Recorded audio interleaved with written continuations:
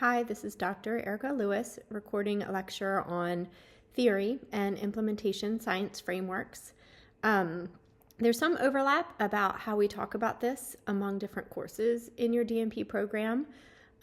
We focus on implementation science frameworks in 712 and think about them in depth. So the primary purpose here is to consider whether you need a theory, but you do have to have a little bit of understanding about implementation science frameworks in order to see how they're different and use that to think about selecting a theory. So the DNP scholarly projects always have an implementation framework, and we'll discuss implementation frameworks more in 712 course in the DNP program at JMU. Many times, a DNP project will also have a theory in addition to the implementation framework. So the implementation framework is the steps to how the analysis happens. The theory is the why behind why you think that the pieces you're putting together are going to work or why they hold together conceptually. The theoretical framework, again, is that structure that guides the ideas of the project. It's the why. And how these exactly fit with the concepts and ideas in your project can vary a lot across projects. When you're looking for a theory, you want something that provides a rationale for the reason for why you're doing your study. Now, there's kind of a word soup of verbiage in the theoretical world. And you'll read about some of that in one of your readings for the study guide. One of the things that I want to point out is a model versus a theory versus a framework. So a framework is the way we're using framework, when we discuss it at JMU, we're talking about an implementation framework. So the thing that guides the steps of your analysis. When we're talking about, when you hear the word model, a model is most often discussed as a theory that isn't yet supported through evidence. So something someone's proposing that conceptually may provide a rationale, but there's not research that studied that model and supports it. This is kind of a loose definition. Our understanding of model versus theory has evolved over time, but I find this to be the most helpful way to distinguish the two. So if you hear conceptual model, it's not supported by research. If you hear a theoretical framework, it is supported by research. If you hear implementation framework, it's an entirely different thing that guides the steps through your analysis versus giving the rationale behind why you think what you're going to do is going to work. There are certain types of projects that are most likely to use a theory, and we'll get into those in a future slide looking at the different types of JMU implementation frameworks and which ones fit best with a theory. But as you're critiquing literature, know that most quantitative research and some quantitative scholarly projects use a theory. Qualitative research very rarely uses a theory. Most often, qualitative research is used to create theory. It's when the concepts aren't very well understood that we need to do qualitative research, and then we often use that to create or build understanding of a theory.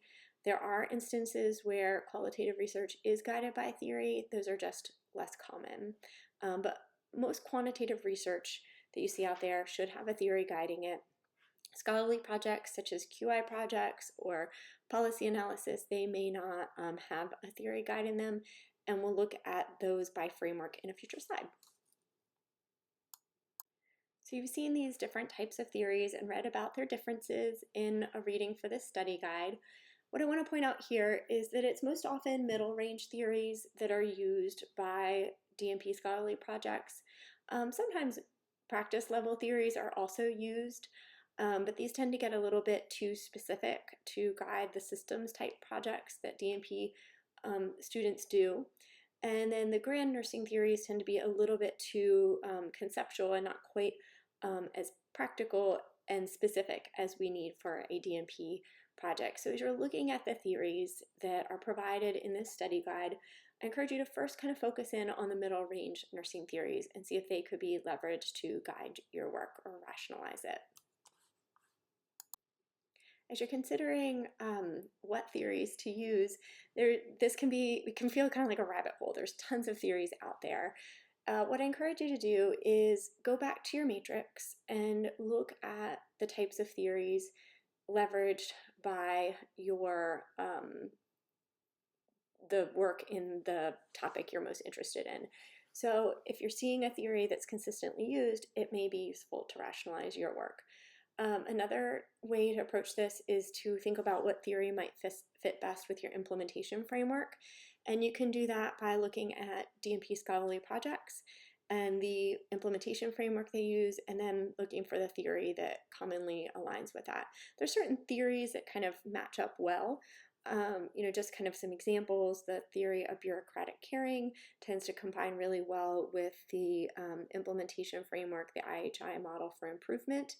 In EBP, we'll look at it in a future slide, but for evidence-based practice, there's a lot of different types of evidence-based practice models, and they're applied in a more varying type of way than the other implementation framework models or framework methods. So when you're doing EBP, there can be a wide variety of theories used. And that's where going to the middle range theories and kind of thinking more broadly as you're trying to choose a theory is useful if you intend to use an evidence-based practice framework. I want to provide a little bit of understanding about where you're going to write about this theory in the future. So in 771, you begin writing your scholarly document proposal. And then sometime around 772, you implement that proposal. So your proposal is what you're going to do.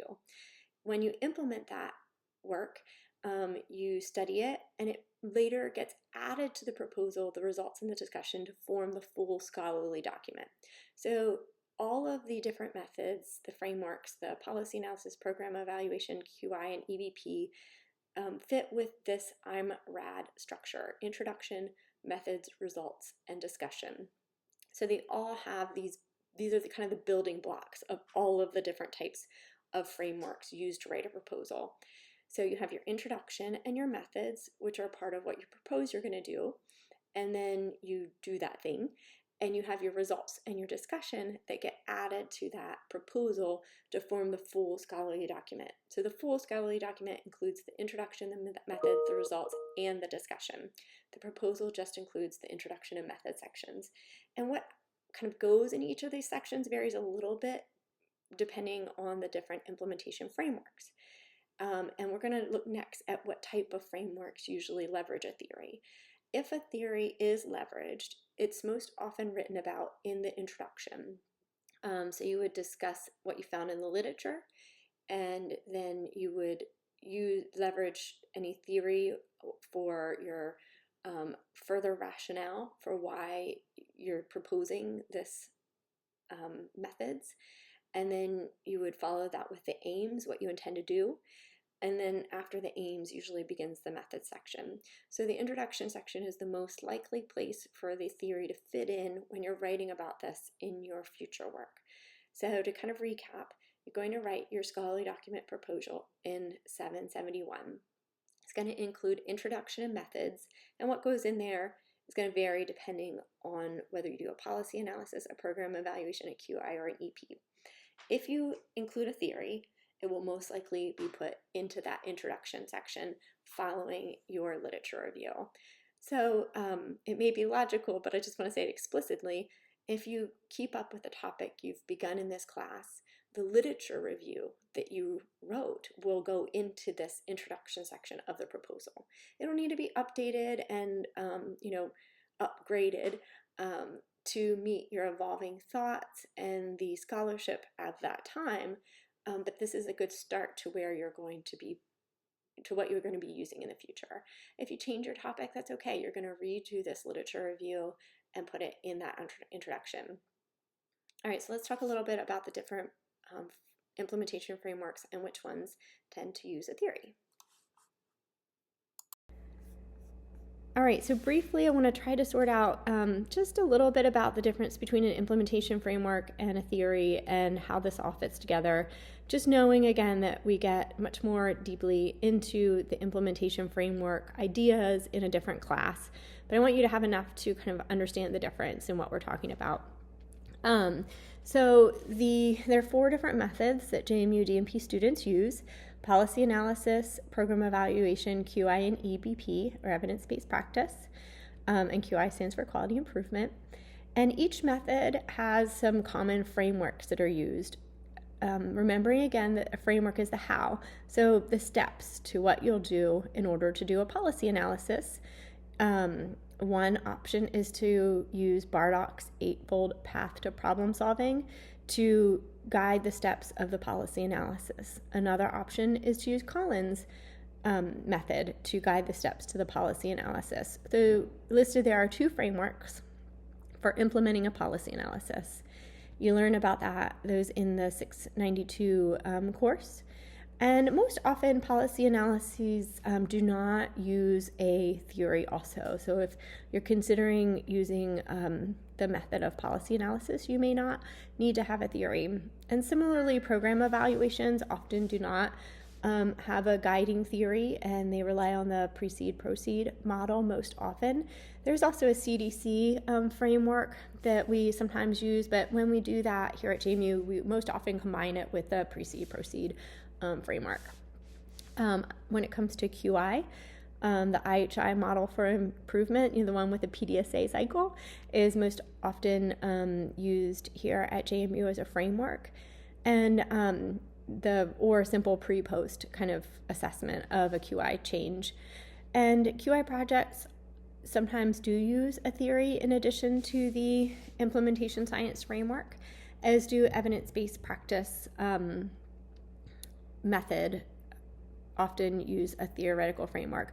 So of these, I would say EBP methods are most often likely to use a theory. QI would be second most likely, and then program evaluation and policy analysis somewhat unlikely to add a theory to the implementation framework. Under evidence-based practice, the Johns Hopkins evidence-based practice model can be used. There are a lot of evidence-based practice models out there, and they tend to be a little bit more flexible than some of the other frameworks, like, for example, the policy analysis or program evaluation frameworks. So there's more choices that the scholar makes along the way in the EBP models. And part of the reason for that is that evidence-based practice was used in nursing before some of these other methods in a broader way. And before we kind of even honed in on what we thought were the differences in the methods for an implementation project versus a research project.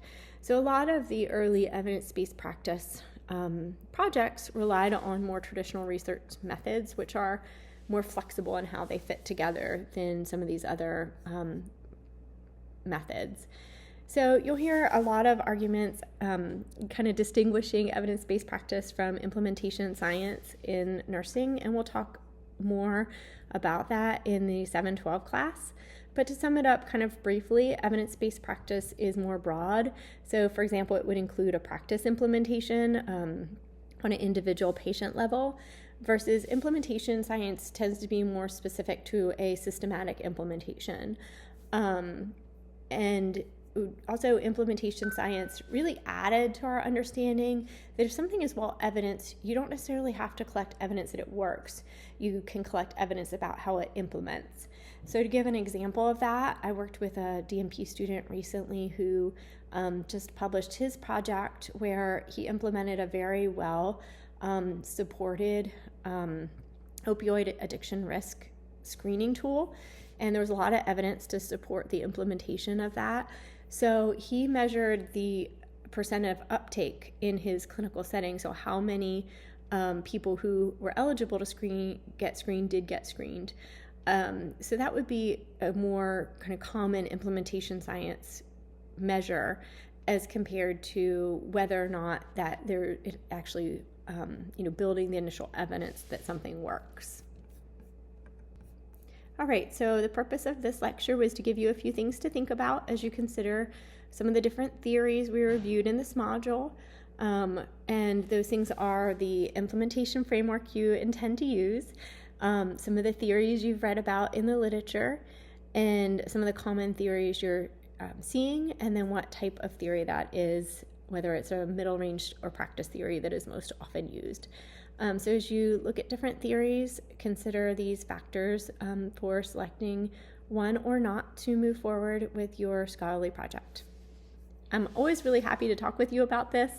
Again, it's not, there's not a simple black and white answer.